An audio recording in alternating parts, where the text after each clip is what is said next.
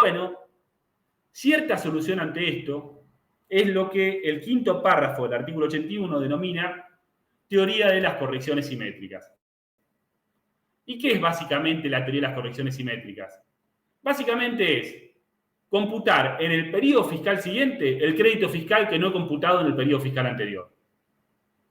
Y en nuestro ejemplo, supónganse que el débito real que yo debía haber computado son 1.800 y el crédito real que debería haber computado son 700.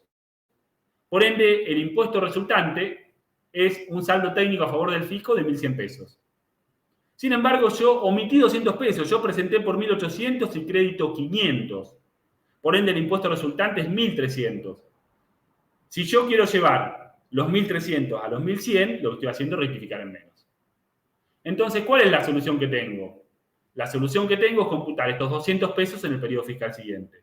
¿Y esto se puede hacer? Sí, señores, se puede hacer. ¿Y dónde está? En el quinto párrafo del artículo 81. Ahí es donde me dice que yo puedo computar el crédito fiscal no computado en un periodo anterior o el gasto no computado en un periodo anterior en el periodo fiscal siguiente. Por ende, en definitiva, a lo largo de los dos periodos fiscales termino pagando lo mismo. Y termino sacándome de encima un problema que es una rectificativa en menos que daría lugar a una demanda de repetición. Obviamente, lo que estoy perdiendo acá es la no posibilidad de actualizar los 200 pesos. Sepan que la actualización está prohibida por ley de convertibilidad, ¿sí? Así que lo que estoy perdiendo es poder adquisitivo por el hecho de haber pagado más en un periodo anterior que en el periodo vigente. En definitiva, correcciones simétricas. El contribuyente, sin necesidad de rectificar la declaración jurada del mes de enero, regulariza su situación frente al impuesto a valor agregado. Esto se encuentra en el quinto párrafo del artículo 81. Y podemos concluir de esto que en determinadas situaciones podrá evitarse el uso de las declaraciones juradas rectificativas de manera tal que se simplifique la relación fisco-contribuyente. ¿Y por qué se simplifica? Porque el fisco termina cobrando lo mismo, señoras y señores, sin necesidad de que el contribuyente presente una demanda de repetición que le hace generar trabajo al fisco, pero también trabajo al contador, al contribuyente que tiene que elaborar esa demanda de repetición. ¿Sí? Ahora bien, si ustedes recuerdan, cuando estuvimos hablando al principio de la presentación de la declaración jurada que realizaba el contribuyente, yo les dije que esta declaración jurada le daba estabilidad a lo presentado por el contribuyente porque el fisco no podía reclamarle más que lo presentado. Y les dije que si el fisco quería reclamarle más de lo presentado, tenía que iniciar lo que se denomina un procedimiento de determinación de oficio. ¿Qué vamos a ver ahora? Vamos a ver la preparación o la antesala de este procedimiento de determinación de oficio. No vamos a ver el procedimiento ahora. Vamos a ver cómo se inicia una inspección. Inspección que se inicia, que de no ser consentida por el contribuyente, sí va a dar lugar al procedimiento de determinación de oficio. Entonces, declaración jurada sujeta a verificación administrativa. Eso lo establece el artículo 13.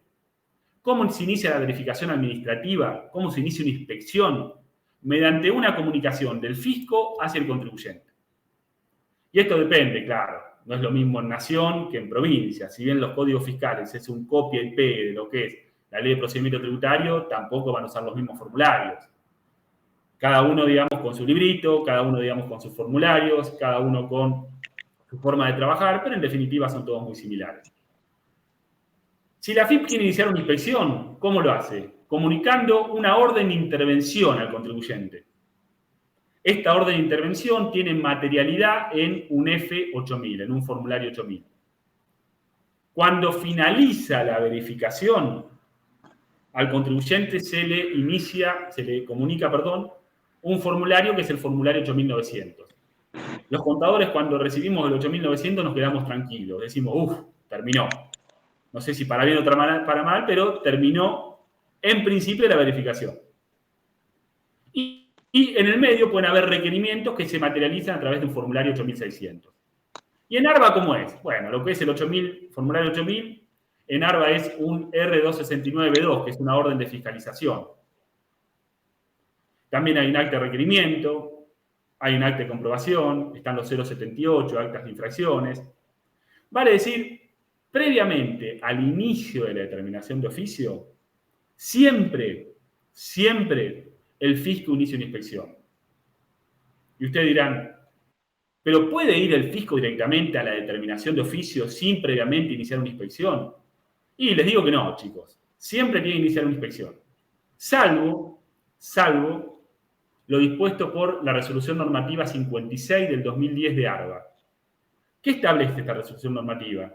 Que no va a ser necesario el inicio de una inspección en todos aquellos casos en los cuales los datos que se necesitan para determinar de oficio ya obran en poder del fisco. Y esto suele suceder en el caso de la fiscalización de agentes de recaudación, en la cual, los que no saben, se los comento, ARBA se toma el trabajo de establecer para los agentes de recaudación cuánto deben retenerle y percibirle a cada contribuyente en la provincia de Buenos Aires a través de categorías de retención y percepción. Entonces, todos estos datos ya los tiene. Por ende, muchas veces, cuando quiere fiscalizar a un agente, no notifica el R279, sino que inicia directamente el procedimiento determinativo. Lo que sí o sí tiene que suceder en AFIP, bajo pena de nulidad, y esto lo ha dicho la jurisprudencia, chicos, y lo ha reconocido el propio fisco, es que no se puede iniciar el procedimiento determinativo de oficio sin que haya una orden de intervención, sin que esté notificado este formulario 8000. ¿Y qué pasa si lo inicia? ¿Qué pasa si me quiere iniciar el procedimiento sin iniciar una inspección a través de una orden de intervención? Y déjenlo. Sepan que al terminar la resolución de la determinación de oficio, el procedimiento va a ser nulo. No va a valer nada de lo que ha iniciado el fisco por el hecho de que no recepta lo establecido por la jurisprudencia, que es la comunicación fehaciente al contribuyente del impuesto y los periodos fiscales que está siendo verificado. ¿Y dónde están los impuestos y periodos fiscales que el fisco va a verificar al contribuyente? Va a estar en este formulario 8000, en esta orden de intervención. Obviamente que existen diferentes tipos de inspecciones, existen diferentes tipos de verificaciones que puede realizar el fisco. Podemos hablar de citaciones, de verificaciones, de inspecciones. Las citaciones serían el mal menor, la verificación el intermedio, y la inspección sí lo que se tiene que notificar con la orden de intervención. Algo puede comenzar en una citación, puede derivar en una inspección. Algo que puede comenzar con una verificación, puede derivar en una inspección. Lo que sí tienen que saber es que no puede, repito hasta el cansancio, el fisco iniciar un procedimiento determinativo sin que esté notificada la orden de intervención. Si lo hace, déjenlo. Va a ser nulo todo el trabajo que el fisco realiza. ¿Está? Acá un pequeño ejemplo de un formulario 8000. Este es un caso que tuvimos en el estudio. Obviamente, por una cuestión de confidencialidad, hemos tapado los agentes y los señores fiscalizados. Pueden ver que el formulario 8000 acá le está notificando al contribuyente que el fisco lo va a inspeccionar en ganancias 2019 y 2020 y en impuesto al valor agregado desde el 10 del 2018 al 9 del 2020. Vale decir, 2 periodos de ganancias, 24 meses de IVA. Esto es una droguería a la cual el fisco la inspeccionó por el hecho de que presumía que, como tenía mucho crédito fiscal en sus facturas de compra y generaba poco débito fiscal en sus facturas de venta, el fisco olía que acá había algo raro.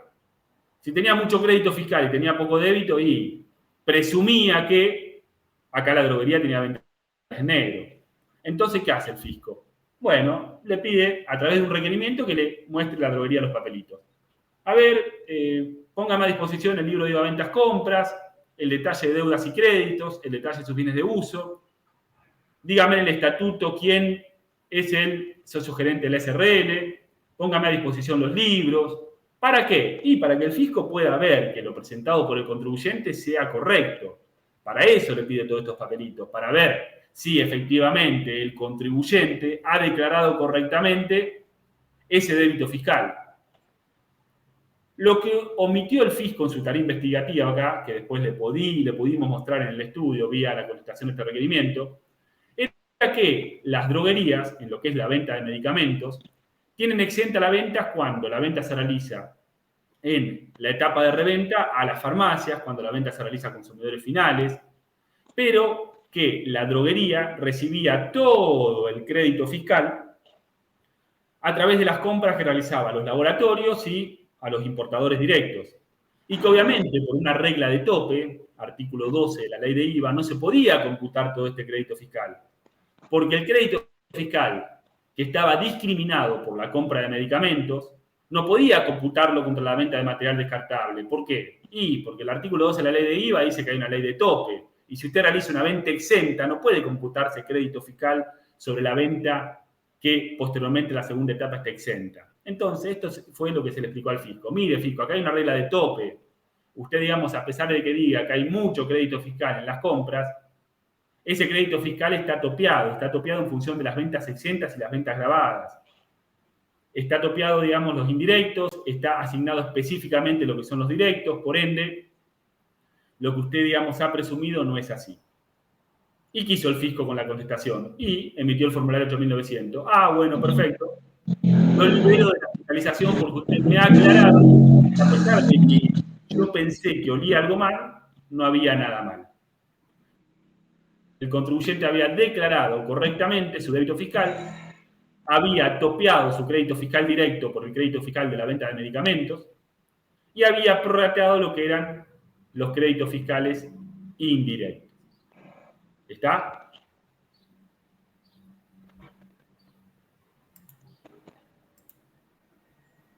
Chicos, ¿hasta acá? ¿Se entendió? Abro el micrófono.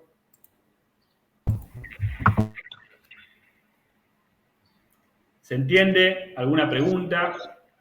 ¿Algo que no haya quedado claro? Sí, se entiende. ¿Se entiende? Te quería preguntar, Nicolás, una cosa. Dígame. ¿Puede ser que por una cuestión de transparencia en los organismos de recaudación tributaria, digamos, hay distintas áreas, porque vimos que estaba la selección de casos, anterior a la etapa de fiscalización, Sí. y que es la etapa de selección de casos la que determina, digamos, en ese formulario, que sería el, no sé qué número es. El 8000. El 8000, el periodo de fiscalización, el impuesto que se va a fiscalizar. Sí, a ver, es correcto lo que usted dice. ¿Cómo es su nombre? Discúlpeme. Arturo Piedegroso. Arturo, bueno, es correcto lo que usted está comentando. Tanto, digamos, a nivel provincial como a nivel nacional, hay una tarea investigativa. Los casos los seleccionan no los inspectores, los seleccionan los investigadores, se puede decir. Claro, sí. Lo que pasa es que, bueno, a ver, los investigadores tienen indicios, como en el caso que yo les comenté. ¿Qué había visto el investigador? Che, por factura electrónica hay un toco de crédito fiscal facturado a esta droguería.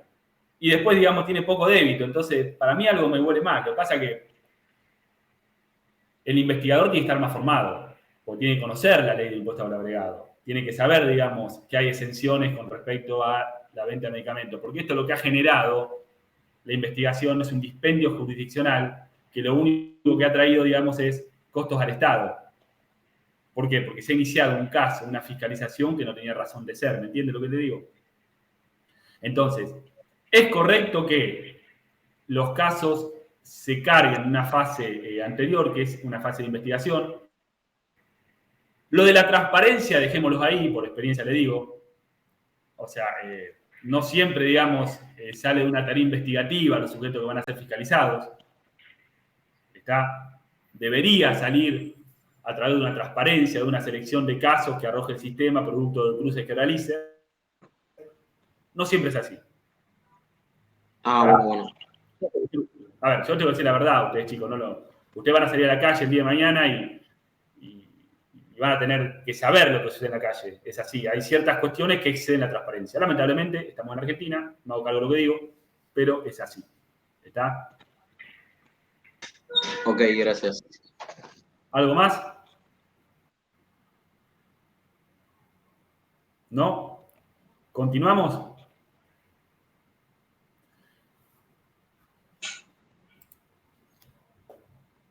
Cuando al contribuyente se le notifica este formulario 8900, quiere decir que se cierra la inspección. Que se cierra la inspección puede ser que se haya cerrado cuando el contribuyente ha rectificado la declaración jurada y se ha allanado la pretensión fiscal. Vale decir, en todos estos formularios, en todo esto de ida y vuelta, hay reuniones con los inspectores. Siempre hay una reunión definitiva que de la tarea investigativa el inspector dice, mire, contador, a mí me parece que el impuesto que usted debería haber pagado es tanto y usted pagó tanto. Fundaménteme por qué no. Ahí, digamos, van los tiras de afloje, los fundamentos, y se termina cerrando un número que es la pretensión fiscal, conforme a las aclaraciones que se le ha dado vía el profesional que representa al contribuyente a los inspectores actuantes. Pero este número puede ser que el profesional que representa al contribuyente o el propio contribuyente decida, mire, me está reclamando mucho, yo no considero que el monto que yo debería haber pagado es tanto. Entonces, lo primero que tengo que decirles es que esta opinión de los inspectores en este momento no es más que una opinión. Si el inspector dice, mire, contribuyente, usted debería haber pagado 1.000.000 de pesos más de lo que pagó,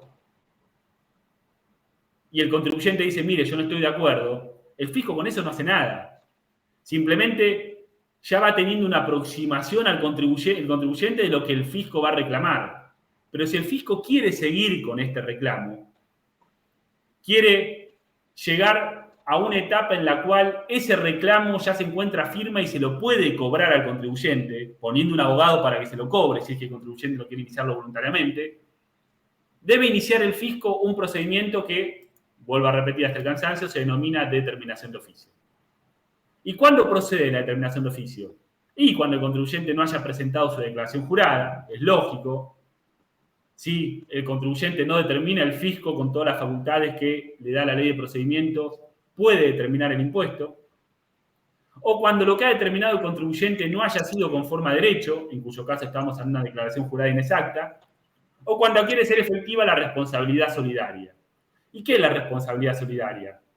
Cuando no paga el contribuyente, que pague los sujetos que están mencionados en el artículo 8. Bueno, cuando ustedes vieron responsabilidad, van a ver o habrán visto que esta responsabilidad solidaria a nivel de AFIP es una responsabilidad subsidiaria.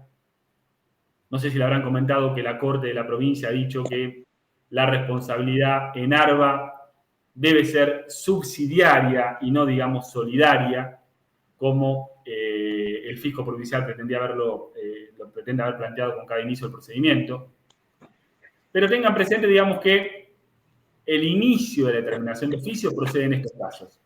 Que todo lo anterior hasta ahora no ha significado nada, pero ¿qué le ha valido al fisco? Y ha juntado toda la prueba el fisco. Ya va a tener el libro de venta del contribuyente, el libro de compra, va a tener el balance, va a tener el estatuto, va a saber quiénes son los responsables solidarios, va a decir, va a estar preparado para iniciar esto.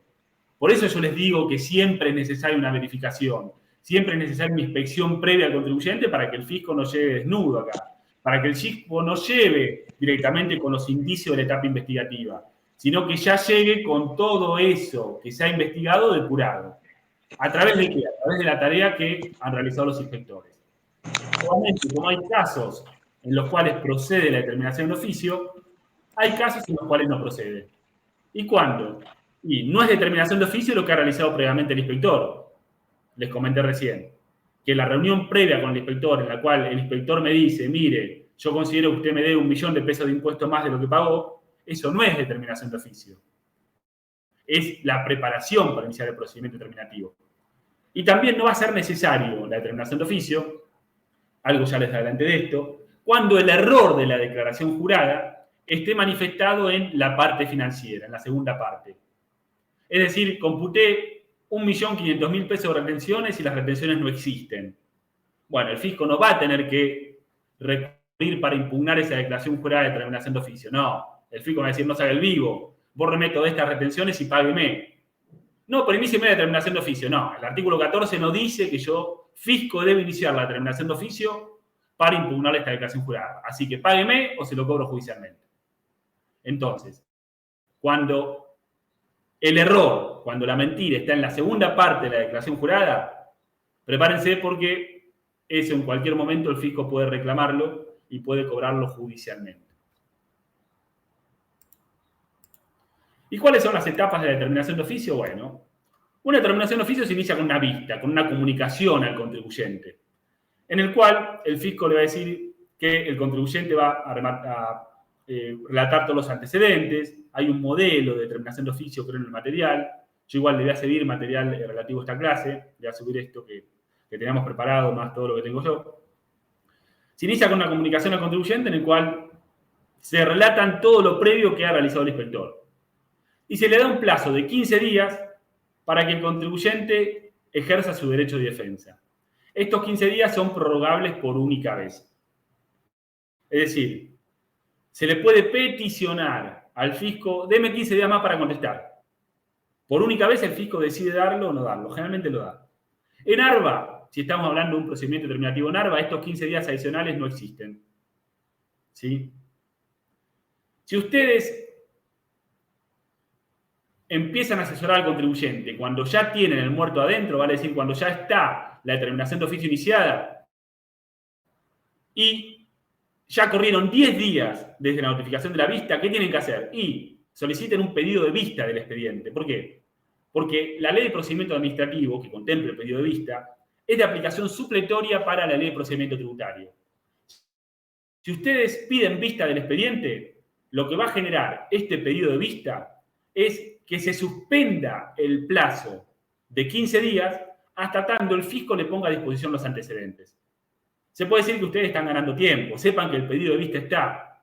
Métanlo, obviamente, si están con el tiempo hasta el cuello, si tienen que empaparse de lo que es el caso, y la verdad, les trae el día 12 este contribuyente el caso para que ustedes lo defiendan. Bueno, metan un pedido de vista, suspendan los plazos, preparen bien la defensa y luego contestan. El plazo empieza a correr nuevamente desde el momento en el cual el fisco les notifica que podrá ver el expediente de determinado día y determinada hora. Entonces, ustedes, como asesores o el propio contribuyente, presenten el descargo. En el descargo pueden ofrecer pruebas o no ofrecerlas. ¿Cuándo no se ofrecen pruebas? Cuando es una cuestión de puro derecho, vale decir, de interpretación de la norma. Cuando ustedes ofrecen pruebas, el juez administrativo tiene la facultad de aceptarlas o rechazarlas. Generalmente las tiene que aceptar, porque si rechaza la prueba, ustedes posteriormente, en una instancia posterior, se pueden agraviar y pueden decir, mire, se violentó mi derecho constitucional de defensa, no me dejaron probar lo que yo quería probar. Entonces pueden plantear una nulidad o lo que va a generar esto es que después el procedimiento se abra a prueba en el tribunal fiscal, que es la instancia posterior. Pero bueno, generalmente por una cuestión constitucional de defensa el fisco suele abrir el proceso a prueba. El procedimiento a prueba son de 30 días, también puede ser prorrogable por única vez. Una vez digamos que se acepta o no acepta la prueba, si no se acepta la prueba tiene que haber una resolución fundada por la cual no se acepta, el fisco emite una resolución determinativa de oficio. En esta resolución determinativa de oficio, el fisco va a concluir que lo que el contribuyente le está deudando al fisco es tanto, o puede también, nunca pasa, pero podría pasar, que el fisco le está debiendo tanta plata al contribuyente, en cuyo caso esta resolución se convierte en el inicio de una demanda de repetición. Esta resolución determinativa de oficio, si no es apelada por el contribuyente, va a generar que el fisco ya esté habilitado para cobrarle. Durante todo este procedimiento, el fisco no puede cobrar nada. Con la resolución determinativa de oficio, solamente si el contribuyente no apela, el fisco va a poder cobrar. ¿Y a dónde apela? Bueno, el artículo 76, cuando vean recurso, van a ver que hay dos vías recursivas que tienen efecto suspensivo. Una es la apelación ante el director general, otra es la apelación ante el tribunal fiscal. Una vez que se emite resolución por parte del director o por parte del tribunal fiscal, son optativas. Ahí sí se va a votar la instancia administrativa y si hay un impuesto a pagar, el contribuyente no le quedará otra que pagarlo. Para, si quiere seguir apelando, poder ir a la justicia. A ver, ¿qué pasa si desde que se inicia la vista o desde que se inicia la inspección, el contribuyente presenta la declaración jurada? Quiere decir que el contribuyente da conformidad de las impugnaciones y cargos. Bueno, en este caso obviamente no es necesaria dictar la determinación de oficio. ¿Por qué? Porque el contribuyente ya se allanó a lo que pretendía el fisco. Y esto produce los efectos que vimos con respecto a la presentación de la declaración jurada. Vale decir, si el contribuyente presenta la declaración jurada y se allana la pretensión fiscal, es decir, le dice, fisco, tiene razón, acá yo exteriorizo el 1.500.000 pesos que usted me está reclamando. Este efecto es de declaración jurada para el responsable. ¿Qué quiere decir de declaración jurada? Que el fisco no podrá reclamarle más que ese 1.500.000. Y de determinación de oficio para el fisco. quiere decir que el contribuyente no podrá disminuir posteriormente esta declaración jurada que él mismo ha presentado a instancia del agente fiscal. Por ahí en la filmina van a ver que existe algo que es la caducidad de la instancia. ¿Qué es esto, la caducidad de la instancia? Bueno, también está previsto en la ley de procedimientos que desde que se notifica la vista, el fisco tiene 90 días para emitir la resolución determinativa de oficio. Si pasan 90 días sin que se dicte resolución, el contribuyente puede solicitar un pronto despacho. ¿Y qué es el pronto despacho? Decirle al fisco, che, fisco, emitir resolución, ya pasaron 90 días, yo quiero saber cómo terminó esto. Si el contribuyente mete el pronto despacho, el fisco deberá expedirse en el plazo de 30 días. Si no emite resolución en el plazo de 30 días, todo el procedimiento que inició caduca y tiene que iniciar por única vez un nuevo procedimiento. Nuevamente el fisco inicia un nuevo procedimiento, notifica nuevamente la vista. Si pasa lo mismo, fue. El fisco no puede iniciar la determinación de oficio y pierde la posibilidad de reclamarle el impuesto. Obviamente esto generalmente no ocurre, chicos, implicaría un sumario para el funcionario público que omitió emitir resolución y obviamente una denuncia para esa persona por haber perjudicado las arcas del Estado. ¿Y cuáles son los efectos de la determinación de oficio? Obviamente, como yo les dije, el efecto de la determinación de oficio, el efecto que haya resolución, es la estabilidad. Una vez que el fisco ya reclamó y dice, usted me debe 1.500.000 pesos, no puede reclamarle más al contribuyente. No puede iniciarle otro procedimiento y decirle, no, usted ahora me debe, no 1.500.000, me equivoqué y me debía 2 millones, así que págueme los 500.000 pesos de diferencia. No, esto no es la regla general. El fisco contó con todo el andamiaje administrativo, con todo el procedimiento para determinar correctamente la obligación tributaria. Si se equivocó, ya está. ¿Por qué? Porque el efecto de la determinación de oficio implica una estabilidad. Sin embargo, como les digo esto, también tengo que decirles lo siguiente. Existen ciertos casos, 3 casos para ser precisos, en los cuales el fisco puede iniciar un nuevo procedimiento pese a haber iniciado un procedimiento determinativo previo. Los 3 casos son la determinación de oficio cuando es inferior a la realidad, artículo 19, primer párrafo, cuando se establezca el carácter parcial de determinación de oficio, el tercer párrafo del artículo 19, y en todos aquellos casos en los cuales, según el cuarto párrafo, surjan nuevos elementos de juicio. A ver, analicemos un poquito todo esto. ¿Cuándo el fisco puede alegar que inicia una nueva determinación de oficio porque determinó un impuesto inferior al real? Y esto debe ser acotado, chicos. ¿Por qué? Porque si el fisco se equivoca, el contribuyente no es culpable de la torpeza del fisco. Si determinó una obligación tributaria inferior a la realidad, la verdad digamos que no tiene mucho asidero. Por eso mismo, el fundamento de iniciar otra determinación de oficio con el argumento de que el fisco determinó un impuesto inferior a la realidad, yo le diría que en la práctica tiene aplicación nula. ¿Y en qué caso se puede aplicar? Y cuando el fisco determinó de oficio, pero sobre base presunta. ¿Y qué es determinar de oficio sobre base presunta? Paciencia, lo vamos a ver más adelante. Solamente quédense con esto. Cuando el fisco determina de oficio sobre base presunta, a mi entender, sería el único caso en el cual el fisco podría alegar que inicia otro procedimiento determinativo porque la determinación de oficio iniciada fue inferior a la realidad. En segundo lugar, puede iniciar el fisco una nueva determinación de oficio cuando establezca el carácter parcial de la determinación de oficio que iniciado. Es decir, supónganse que el fisco inició una inspección al contribuyente porque el contribuyente gastaba 1.000.000 de pesos con tarjeta y tenía una facturación de 100.000 pesos. Y sobre esa base, el fisco inicia la determinación de oficio. Terminan arreglando, llega la resolución, el contribuyente paga, pero después el fisco se da cuenta de que además de eso, el contribuyente tenía facturas apócrifas, vale decir, había comprado facturas. Bueno, en este caso, hay un hecho distinto al anterior que puede dar lugar al carácter parcial de determinación de oficio que ha efectuado el contribuyente, porque en la determinación de oficio que había efectuado el fisco era una determinación de oficio que versaba sobre el consumo con tarjeta, mientras que ahora está detectando que hay facturas apócrifas en la declaración jurada del contribuyente. Bueno, ahí determinó parcialmente la obligación tributaria y ahora surge otra cuestión ajena a esa determinación que pueda dar lugar al inicio de una nueva determinativa de oficio. También, de poca aplicación en la práctica, chicos, es la realidad. Y por último, el último caso en el cual la determinación de oficio puede ser iniciada nuevamente es cuando surjan nuevos elementos. Y atención con esto. Cuando surjan nuevos elementos, tienen que ser elementos que el contribuyente haya ocultado, no que el fisco haya tenido a la vista y no haya utilizado. Supónganse que al contribuyente lo están inspeccionando porque tiene facturas truchas que se computó como crédito fiscal. Pero en el requerimiento el fisco le pide el origen de estas facturas, le pide los libros, le pide los depósitos bancarios y finaliza la determinación de oficio solamente detrayendo este crédito fiscal de las facturas apócrifas. Y bajo este sustento el fisco emite la resolución determinativa de oficio.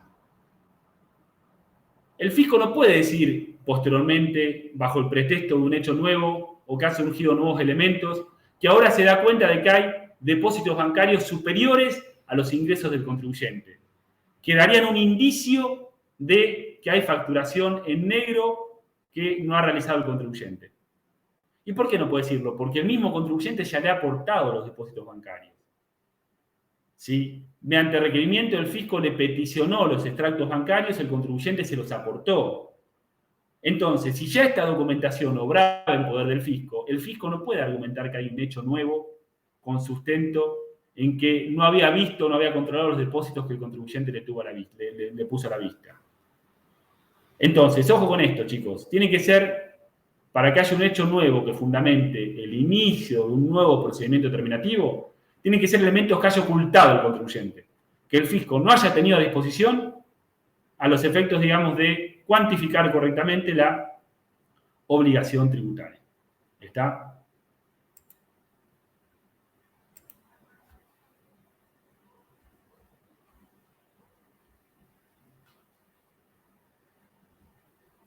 Bien. ¿Hasta acá? ¿Se entendió, chicos? Por favor, una devolución. ¿Alguna pregunta? ¿Sí?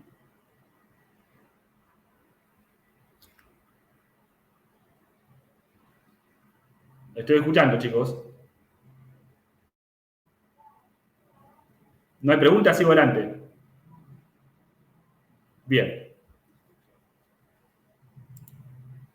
Cuando hablamos de etapas de la determinación de oficio, lo que yo no les comenté es que existen dos formas de determinar de oficio, que es la determinación sobre base cierta y la determinación sobre base presunta, que es a lo que nos vamos a referir a continuación.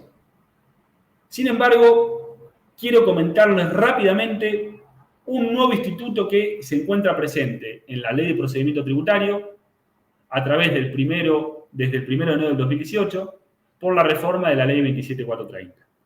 ¿Qué es esto que se conoce como el acuerdo conclusivo voluntario? En primer lugar, no me voy a detener mucho en esto. Yo quiero que ustedes lean el artículo 16.1 y no me voy a detener mucho en esto porque hoy en día carece totalmente de aplicación práctica. Lo que sí les voy a mencionar es que este acuerdo conclusivo voluntario, de voluntario no tiene nada. ¿Por qué? Porque es una instancia que unilateralmente puede abrir el fisco. ¿Y en qué momento la puede abrir? En cualquier momento. Desde la comunicación del F8000, que es la orden de intervención, hasta la resolución determinativa de oficio. En cualquier momento el fisco puede meter esta carta y puede decir, contribuyente, venga, le notifico una propuesta conforme al acuerdo conclusivo voluntario.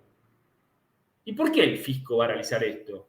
¿Por qué si teniendo las herramientas para realizar la resolución determinativa de oficio, mediante la comunicación de la vista, mediante la prueba, por qué le va a dar al contribuyente una propuesta unilateral de ajuste? Y, chicos, la realidad, digamos, es que el fisco va a realizar esto Porque el fisco no tiene claro muy bien cómo viene el ajuste, no tiene claro si lo que le está reclamando al contribuyente es algo que va a ser viable y es algo que después va a poder defender en una determinación de oficio. Entonces, ¿qué piensa el fisco? Y yo no me voy a arriesgar, no voy a iniciar el procedimiento determinativo de oficio sabiendo que quizás no pueda probar todo lo que yo pienso que está mal. Entonces, llamemos al contribuyente y transemos. Eso quiere decir el acuerdo conclusivo voluntario. Pero es una instancia que unilateralmente abre el fisco. Y es una instancia que genera el fisco y que él mismo realice una propuesta de ajuste. Una propuesta de ajuste en la cual no participa el contribuyente.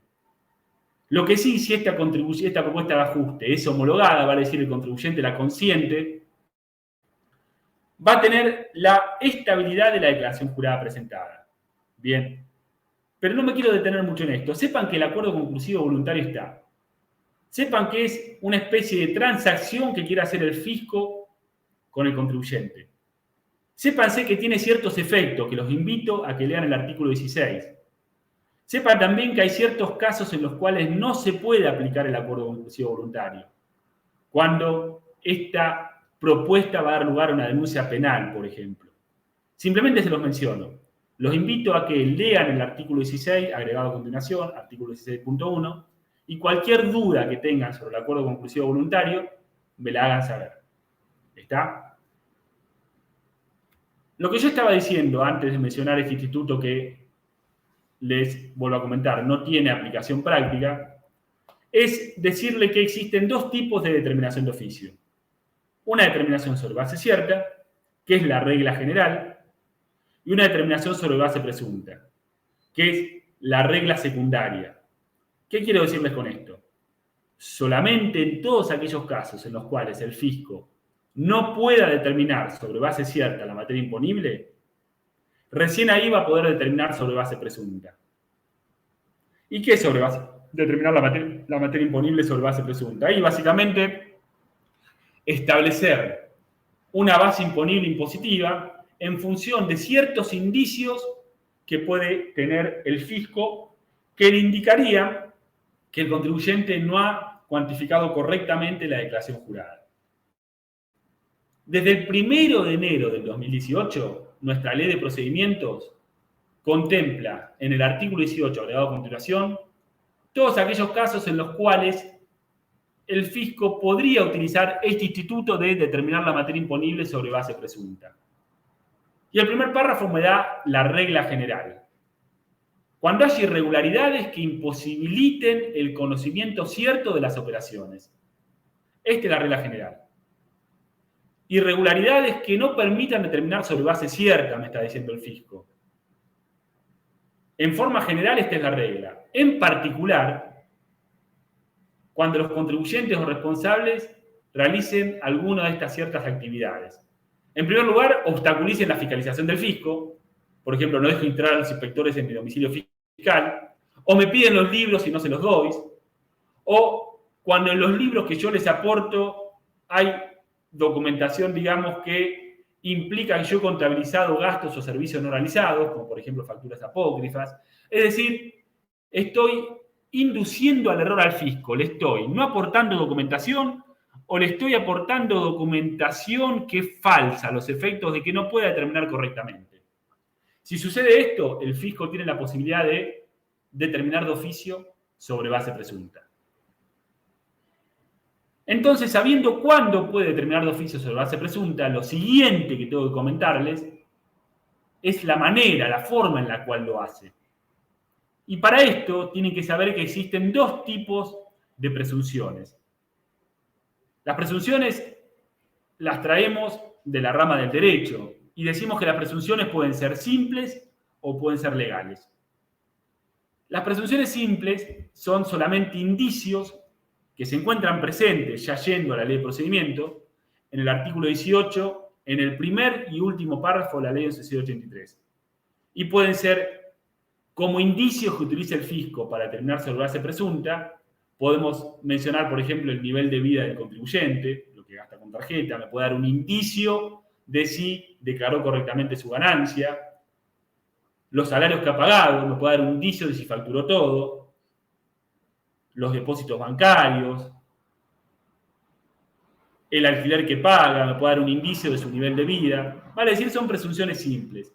Son de lo que se puede agarrar el fisco cuando viene y me diga, mire, usted no puede alquilar una casa por 500.000 pesos al año cuando usted factura anualmente 200.000 pesos. ¿Cómo explica la diferencia? Bueno, eso es un indicio. ¿Un indicio es una presunción legal? No. Porque a diferencia de las presunciones simples, las presunciones legales, son construcciones tributarias que a través de un indicio, al aplicarle una regla a ese indicio, construyen una materia imponible. Y todas las presunciones legales son relativas. ¿Qué quiere decir que sean relativas? Que el contribuyente puede poner prueba en contrario. Eso significa la presunción. Las presunciones en derecho pueden ser absolutas, no admiten prueba en contrario, o relativas.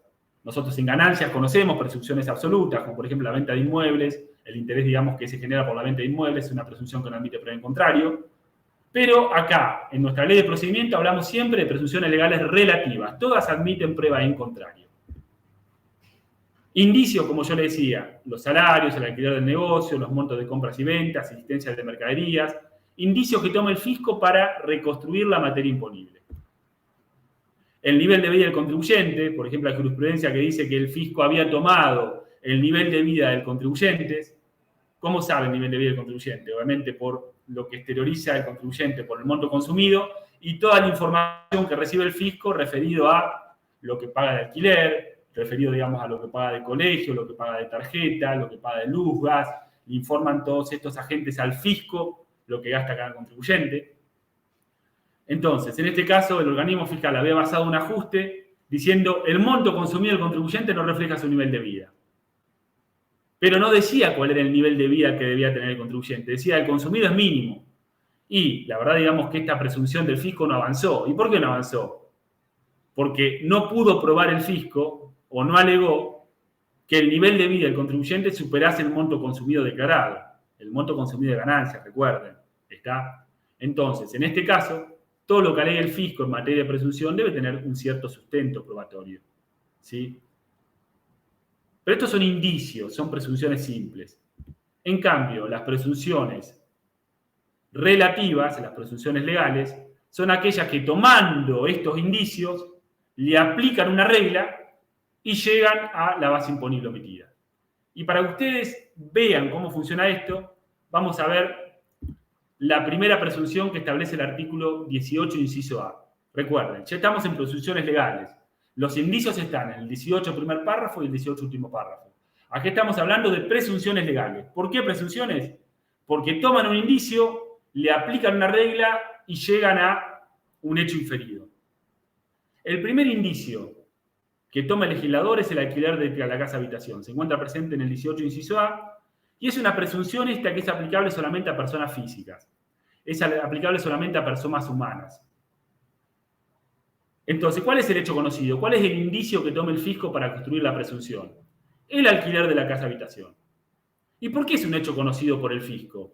Y es un hecho conocido porque existe un régimen informativo que antes era la Resolución General 2820, hoy en día es la Resolución General 4933, en el cual deben registrarse todos los contratos de alquiler ante la FIP. Entonces, se registra un contrato de alquiler, se está registrando el contrato de alquiler de mi casa habitación, lo que yo estoy pagando de alquiler, el fisco ya sabe lo que yo pago de casa habitación. Ese es el hecho conocido. Ya sabe lo que paga el contribuyente de alquiler por la casa habitación.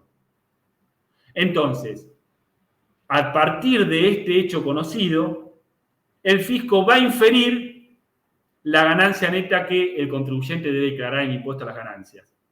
¿Y cómo conecte el hecho conocido con el hecho inferido? Aplicando una regla, diciendo que la ganancia neta que el contribuyente declara en impuesto a las ganancias no puede ser inferior a 3 veces el alquiler de la casa habitación. Entonces, acá, señores, estamos en presencia de una presunción.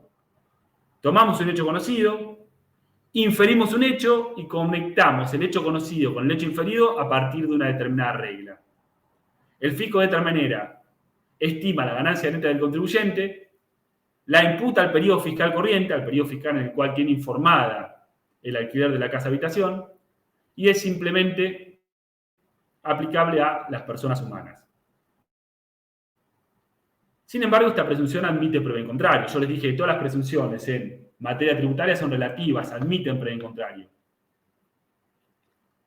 Y como admiten prueba en contrario, ustedes sepan que también se puede destruir esta presunción que el fisco construye. Y vamos a armar una regla.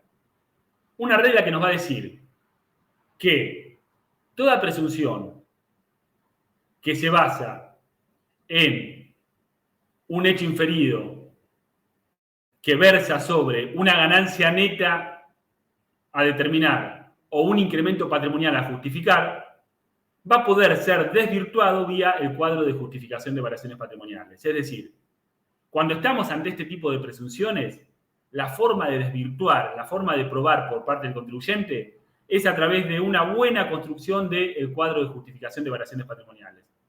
¿Cuál cuadro, Nicolás? El de ganancias, chicos, recuerden. El cuadro de justificación de variaciones patrimoniales en el cual el contribuyente determina el monto consumido. ¿Y cómo destruimos esta presunción? Y bueno, supónganse, a ver un ejemplo. Una persona física que tiene un ingreso neto anual de 50.000 pesos. Ahí me sobra un cero. Y tiene un contrato de alquiler a su nombre, informado por la AFIP, por anteriormente la RG 2820, hoy en día por lo, como les dije, la 4.933, paga 120.000 pesos de alquileres. Su patrimonio al inicio y al cierre es de 8.000 pesos. Entonces, el fisco acá podría decir, mire, si usted declaró un ingreso de 50.000 pesos, pero tiene alquiler que paga de 120.000 pesos al año, yo me voy a basar en la presunción del 18 inciso A y le voy a decir que su ganancia neta no puede ser igual o menor a 3 veces el alquiler de la casa habitación. Por ende, su ganancia neta no puede ser inferior a 3 por 120.000 pesos. Su ganancia neta no puede ser inferior a 50.000 pesos. Por ende, si usted me declaró 50.000 pesos, yo pretendo que usted ajuste su declaración jurada de ganancias, incrementando la ganancia neta sujeto a impuesto en 310.000 pesos. ¿Y por qué 310? Porque es lo que le falta para llegar a 360. Su consumo entonces no fue 50, fue 360.000 pesos. Usted me está ocultando la realidad. Yo le propongo este ajuste. ¿Y ustedes cómo hacen para desvirtuar este ajuste? Y lo pueden desvirtuar vía un concepto que justifique incremento patrimonial o consumo, que se expone por columna 2. Y este concepto puede ser, por ejemplo, el sueldo de la esposa, los ingresos del cónyuge, o puede ser, por ejemplo, rentas exentas, que el contribuyente haya adquirido o generado una ganancia producto de la compra-venta de acciones, exento en ganancias que cotizan en bolsa. Puede ser que haya obtenido un interés de un plazo fijo que se encuentra exento. Es decir, puede ser que haya recibido una donación. Todos aquellos conceptos que justifican por columna 2 y que desvirtúan de esta manera la presunción del fisco queriendo ajustar en 310.000 pesos la ganancia neta sujeta a impuesto. Entonces, recuerden lo siguiente, chicos.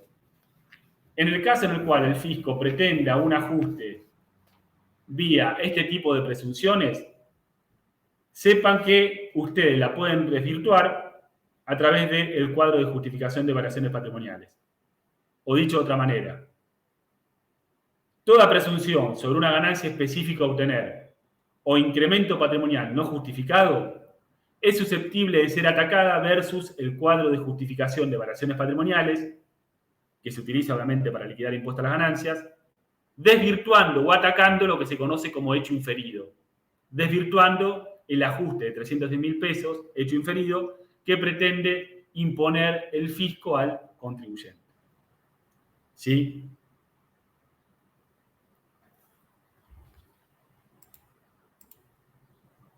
¿Se entendió? ¿Algo que quieran acotar? ¿Entienden cómo destruir una presunción vía el cuadro de justificación de variaciones patrimoniales? Pónganme sí, chicos, por lo menos. No le voy a preguntar a nadie.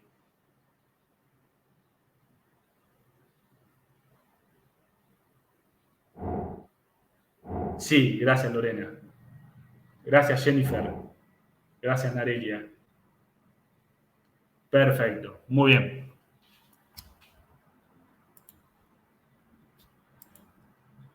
Bueno, acá, digamos, no lo vamos a desarrollar, pero les dejo un práctico de diferencia de inventario. bien cómo el fisco a través de otra presunción puede intimar al contribuyente por una diferencia de inventario mal declarada.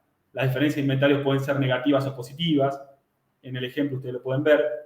Simplemente una acotación. La diferencia de inventario, la presunción que se construye vía diferencia de inventario, que se encuentra presente en la Ley de Procedimientos, en el artículo 18, inciso C, es una presunción de diferencia de inventario negativa.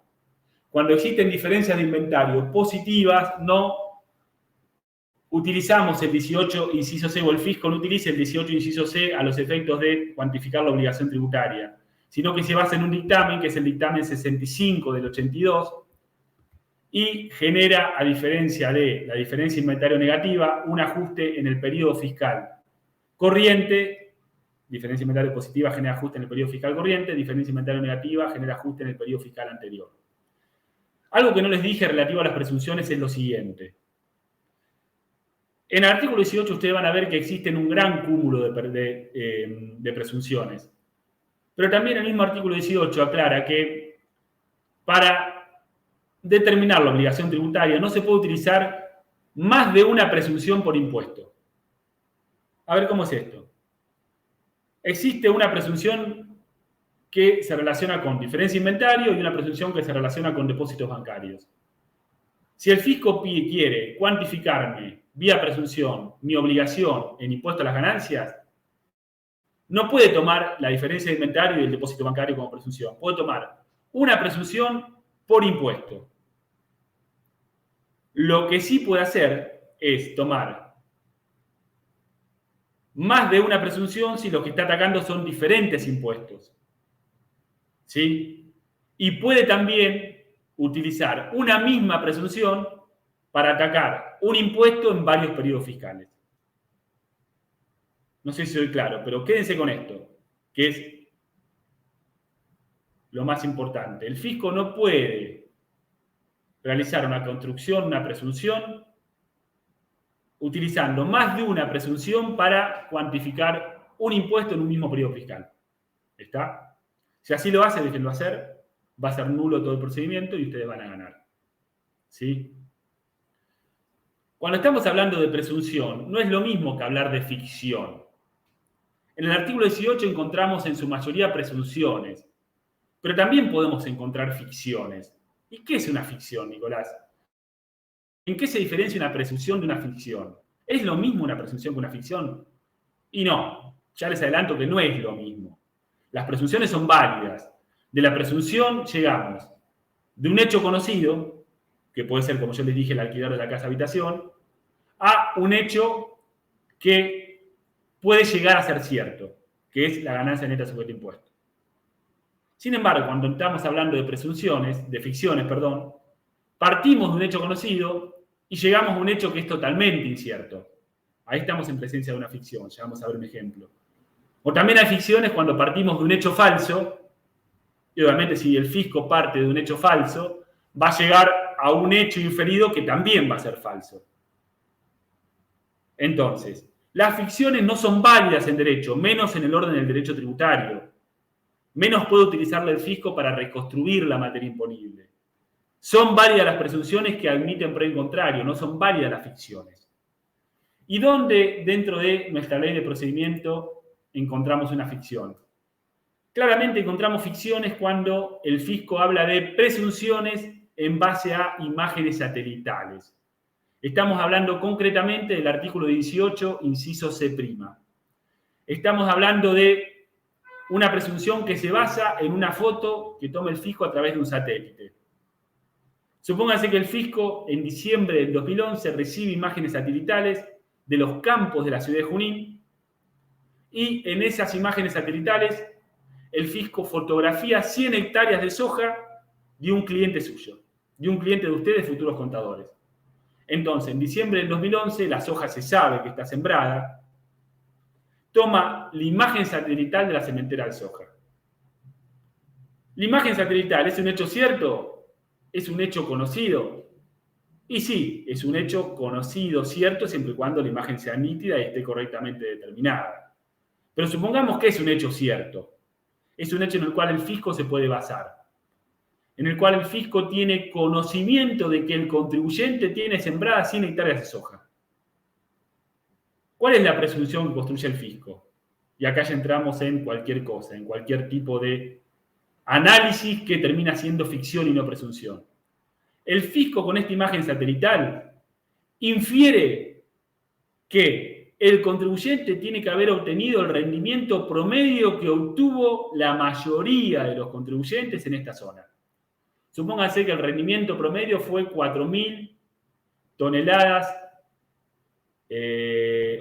fue de 4 toneladas de soja por hectárea. 4.000 kilos por hectárea obtuvo el rendimiento promedio de los contribuyentes en la zona.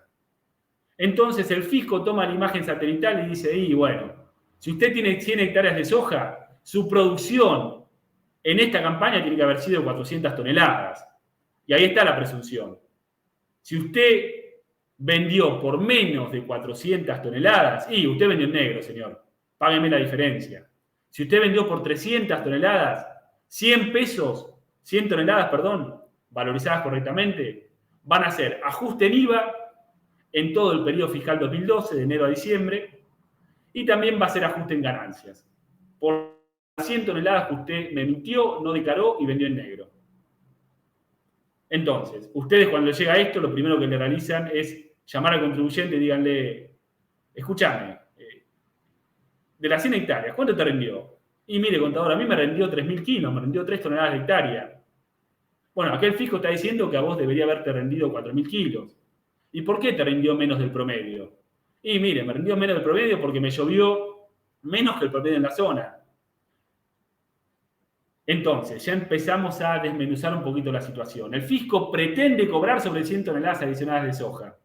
Pero ustedes, cuando les llega esa acta determinativa, esa vista iniciando el procedimiento determinativo presunto, ¿qué van a hacer? Van a acompañar un informe de un ingeniero agrónomo en el cual van a decir que lo que llovió en el campo es menos que el promedio, por ende el rinde es el promedio normal. Es el promedio de 3 toneladas por hectárea que me ha rendido las 100 hectáreas de soja. Por ende mi rinde son 300 toneladas. Entonces, fíjense cómo a partir de un hecho que tomamos como cierto, el fisco llega a un hecho improbable. ¿Y cuál es el hecho improbable? Que el contribuyente ha obtenido rendimiento de 400 toneladas de soja. Esto es una ficción, chicos. ¿Y ustedes cómo desvirtúan esa ficción? Y con un informe de un profesional idóneo que diga que el rendimiento normal de ese campo no fue el promedio de la región. La ficción está en considerar como hecho inferido el rendimiento promedio de la región. Implica, digamos, tomar un supuesto que es totalmente falso, que todos obtuvieron el mismo rendimiento, y esto no es así. En el campo las cosas no funcionan así, chicos. Producto de esto, nosotros desvirtuamos esta precisión con un informe de un profesional idóneo. Pero más ficción es el mecanismo de imputación que el fisco pretende establecer para estas 100 toneladas de soja omitida. El fisco que va a decir que las 100 toneladas de soja omitida el contribuyente debe distribuirlas uniformemente, estableciendo como ventas omitidas de enero a diciembre del 2012. Fíjense la locura de esto. El fisco pretende que yo impute como venta omitida en enero del 2012 venta de soja que yo no he cosechado. La sementera de soja se levanta en abril, con suerte en mayo. El fisco no puede pretender cobrarme IVA por 100 toneladas que presuntamente omití, que ya vimos que en este caso no es así, estableciendo ventas omitidas a partir de enero. Esta es una ficción, chicos. ¿Y cómo probamos esta ficción? Y no se prueba, digamos, de otra manera que explicándole al fisco que en enero no puede haber vendido soja que presuntamente omití porque la soja no estaba cosechada. ¿Está? Entonces, cuando hablamos de presunciones que versan sobre imágenes satelitales, lo que tenemos que saber es que hay que atacar el hecho inferido a través, digamos, de un informe, por ejemplo, de un ingeniero agrónomo, y a través, digamos, de la razonabilidad. ¿Y cuál es la razonabilidad? La razonabilidad es que nunca, obviamente, pueden ser ventas omitidas de enero, si es que existe algún tipo de venta omitida, porque la soja, bajo ningún punto de vista, puede haberse cosechado en el mes de enero. Por ende, no me puede reclamar ventas de enero a marzo. Si la presunción tiene validez, empecemos a hablar de ventas omitidas de abril a diciembre, pero nunca de enero a marzo. ¿Está? Existen otras presunciones que están en el artículo 18, también ustedes tienen material práctico relativo a las presunciones. Los invito a que lean ese material práctico, a que me planteen dudas si es que no tienen dudas de la lectura. Las presunciones generalmente generan ajuste en más de un impuesto. Una presunción, como por ejemplo la diferencia de inventario, va a generar un ajuste en ganancias, va a generar un ajuste en IVA, cuando estamos hablando de diferencias de inventarios negativas. Pero quiero detenerme para no hablar siempre de nación, en las presunciones del Código Fiscal, para terminar un poquito lo que es la exposición y abrirme a las preguntas. El artículo 46 es a lo que la ley 11.683, el artículo 18, vale decir, las presunciones del artículo 18 están en su mayoría en el artículo 46 del Código Fiscal. Vamos a encontrar como presunciones diferencia de inventarios, omisión de declarar ventas, traslado sin documentación respaldatoria. Son todas presunciones que a través de una regla van a generar base imponible omitida en el impuesto a los ingresos brutos. Lo que quiero decirles es que, a diferencia de lo que sucede en Nación, ARBA se ha tomado, o mejor dicho, el legislador provincial, se ha tomado el trabajo de establecer ciertas presunciones que son aplicables generalmente para cierto tipo de contribuyentes, que son las presunciones aplicables a los contribuyentes reticentes. Estas presunciones se encuentran presentes en el artículo 47, los invito a que lo lean. Son presunciones mucho más gravosas que las presunciones del 46. Son presunciones que pueden reconstruir la materia imponible utilizando más de una presunción. Recuerden que en la ley de procedimiento no podíamos reconstruir la materia imponible utilizando más de una presunción. En el artículo 47 del Código Fiscal sí se puede hacer. El contribuyente reticente es aquel contribuyente que el artículo 47 tipifica a partir de una serie de conductas. Una de estas conductas es, por ejemplo, cuando no hubieran presentado declaraciones juradas por 4 más anticipos correspondientes a un mismo periodo fiscal, o por 10 o más anticipos correspondientes a la totalidad de los periodos fiscales no prescritos. Es decir, se justifica acá, chicos, que ARBA sea un poquito más terminante con este tipo de contribuyentes. ¿Por qué? Porque si es un contribuyente que no exterioriza la obligación tributaria, que no presenta, y es normal que sea tratado de una manera diferente al contribuyente que sí trata de exteriorizar mediante la presentación de declaraciones juradas, a pesar de que por ahí el fisco no esté muy contento con lo que exterioriza. Entonces, corolario de las presunciones en Provincia de Buenos Aires. Son muy parecidas a las de Nación, obviamente los impuestos que atacan son diferentes. Vamos a atacar impuestos a los ingresos brutos en provincia, mientras que en Nación los impuestos son diferentes. Y sepan que existe un tipo especial de presunciones para un cierto tipo de contribuyentes que se encuentran previstas en el artículo 47. Las conductas del contribuyente se encuentran previstas y también las presunciones. ¿Se podrían aplicar para otro tipo de contribuyentes esta presunción del 47? Y sí, se pueden aplicar. ARBA no suele hacerlo. Generalmente es para los contribuyentes denominados reticentes. ¿Está? También les dejo, como un caso práctico, el caso de diferencia de inventario, pero en el Código Fiscal, que genera ajuste en el impuesto a los ingresos brutos. Tienen el práctico, tienen la solución, cualquier cosa o cualquier duda me la hacen saber. ¿Está? Ya me estoy quedando afónico. Profe, Dígame. consulta, ¿me puede explicar qué sería lo del término de vía de repetición? Sí, se lo puedo explicar, pero no es la clase de repetición. Yo quiero que No, se quede pero con es por el primer parcial y como yo tengo que rendir mañana, quería consultarles. Ah, ¿ya vieron demanda de repetición? No, porque yo vi en algunos conceptos y vi, entonces Pero como que quiero ver a qué se refiere. Sí, pero ¿desarrollaron el concepto de demanda de repetición? No. Sí, yo sé que la demanda de repetición es que cuando el contribuyente solicita en algunas determinaciones su pago indebido al juez que se lo puede pedir para que le reintegren ese dinero, si no entendí mal. Exactamente. Bueno, yo lo único que pretendo que usted sepa a esta altura de demanda de repetición es lo siguiente. Que cada vez que el contribuyente rectifique en menos, Sí. y esa rectificativa en menos está en la estructura económica de la declaración jurada, siempre y cuando esa estructura económica no se vea afectada en más del 5%, en menos del 5%, perdón, usted para reclamarle al juez administrativo que le restituya lo que pagó de más, tiene que repetir. Tiene que iniciar este procedimiento reglado de la demanda de repetición. ¿Por qué? Porque si no, el sistema de cuentas tributarias a nivel nación no le va a convalidar la rectificativa en menos. Y les voy a decir algo que los pueda ayudar también en la práctica profesional. ¿Se puede rectificar en menos en nación en los términos que nosotros vimos que es rectificativa en menos? No. ¿Se puede rectificar en menos en provincia en los términos que nosotros vimos que es rectificativa en menos? Tampoco. En nación, la rectificativa en menos, ¿me la convalida el sistema de cuentas tributarias? No, no me la registra. En provincia, la rectificativa en menos, ¿me la convalida el fisco? Sí. Entonces, ¿qué les quiero decir con esto? En la práctica, a pesar que el Código Fiscal impide también la rectificativa en menos, si van a rectificar en menos, rectifiquen, chicos, no tienen que iniciar la repetición si es que no pagaron. En provincia la va a tener que ingresar si usted ingresó el impuesto, lo pagó.